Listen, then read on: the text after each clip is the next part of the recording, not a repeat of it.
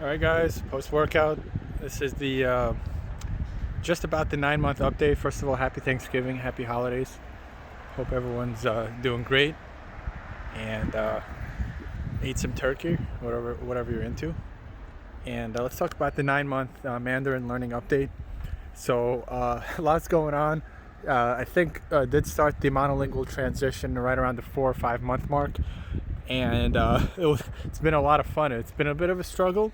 I did go about it in a relatively casual way, and basically started out with seeing what I could understand. If there was a I+1 sentence, making a bilingual sentence card, and for a while I was just adding, 30% monolingual, the rest bilingual definitions, and then as of now, I think I'm at the 80 or 90% where I can just look up a word in the monolingual dictionary and understand the definition. There's a great deck that is I mentioned it before. It's got like 5,000 of the most common monolingual definitions in Chinese dictionaries, and there's no monolingual learners dictionaries for Mandarin, so it's going to take a lot longer to do this than say English, obviously. But I think actually the top 3,000 words in that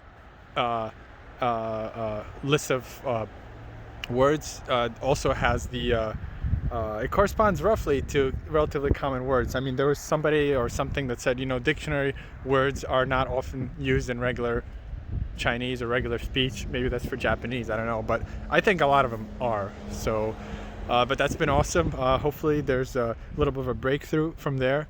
And miraculously, the Little Prince, about a month ago, I couldn't read it, and then I picked it up the other day, and it was maybe at the 95% comprehension level, which is awesome. And I think reading that is good. And let's talk about reading versus listening. So I do think that even though I do listen a lot more than I read, I think reading is going to be the key, because if you think about it, what do kids in China and Japan do? They basically have 15 years of classes. I mean, not the most efficient thing, let's be honest, but what they're listening to is incomprehensible largely. If they were to watch a movie or go into a busy cafe with English, they probably wouldn't understand it. But that whole time they're getting reading practice, not very efficient, and writing maybe. But and then all of a sudden, a little bit more and more reading, boom, then your listening catches up to your reading. I think for Mandarin in particular, you're going to want to listen a lot, only because when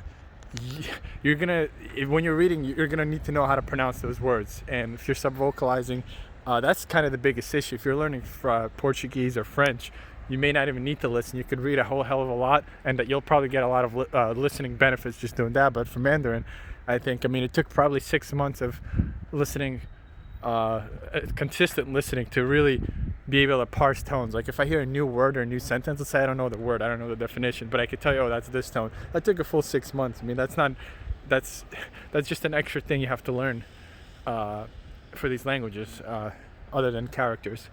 So other than that, it's been a lot of fun.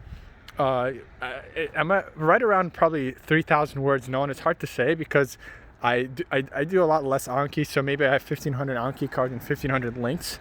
But I'm always finding links of words that I already have learned, or either SRS or learned elsewhere. If I were to, because I kind of took a break from the link stuff, kind of was like, this is useless. But then actually, it turned out to be good. So yeah, and still looking for sort of native level shows to watch. Admittedly, last few years I haven't been into shows in any language.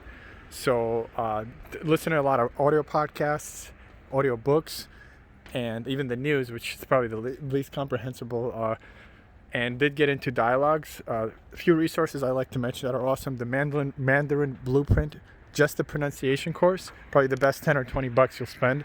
I'd recommend doing this not right away, but before the year mark, because this will tell you really how to pronounce the words, whether or not you plan on outputting. Because inevitably there'll be some words that you think or you think you're pronouncing right. They have other courses, which they're a few $100s. I don't know if I would recommend, because I think just doing the immersion stuff